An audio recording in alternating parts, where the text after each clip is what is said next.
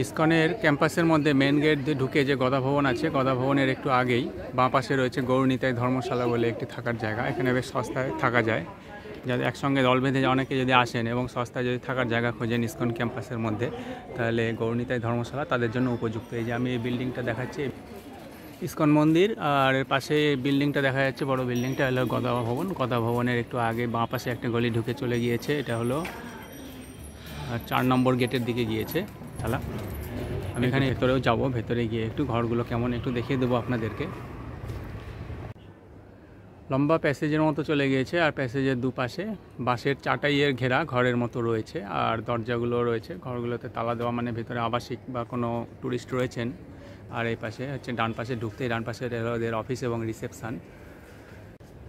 ভেতর দিয়ে যতদূর চোখে পড়ছে লম্বা প্যাসেজ, আর দুপাশে পাশের চাটাই দ্বারা ঘেরা ঘর। এখানে থাকার রেট একেবারেই কম, প্রায় প্রতিটি ঘরে আবাসিক বা ট্যুরিস্টরা রয়েছেন, যার জন্য ঘরের দরজাগুলো বন্ধ। একটু ভিতরে ঢুকে গেলাম, আর একটু লম্বা প্যাসেজের আছে দেখিয়ে দিচ্ছি। যত ভিতরে ঢোকা যাবে সেম সিস্টেম। এদের চেক ইন টাইম হলো সকাল 10টার দিকে, আর চেক আউট টাইম হলো সকাল 8টায়। এখানে ঘর ভাড়া নির্দিষ্ট কোনো রেট নেই, একটা বেসিক কিছু রেট থাকবে, আর তার সাথে যে যা ডোনেশন দেবেন তাই ওরা খুশি মনে গ্রহণ করেন।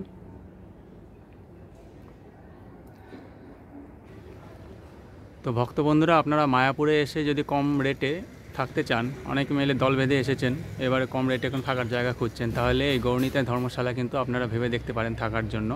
এখানে খুব কম রেটে থাকা যায় এবং প্রি বুকিংয়েরও কোনো প্রয়োজন নেই। প্রচুর ঘর আছে, প্যাসেজের দুপাশ বরাবর প্রচুর ঘর আছে, আগে থেকে বুকিংয়ের কোনো প্রয়োজন নেই। এখানে এসে ঘর দেখে শুনে পছন্দ করে তবেই বুকিং করবেন, আর রেটটাও একেবারেই কম, কোনো অসুবিধা হবে না। এখানে থাকার জায়গার কোনো অভাব নেই। তো ভিডিওটি ভালো লাগলে একটি লাইক দিয়ে আমাদের সঙ্গে থাকবেন, আর চ্যানেলটি সাবস্ক্রাইব করবেন। ধন্যবাদ।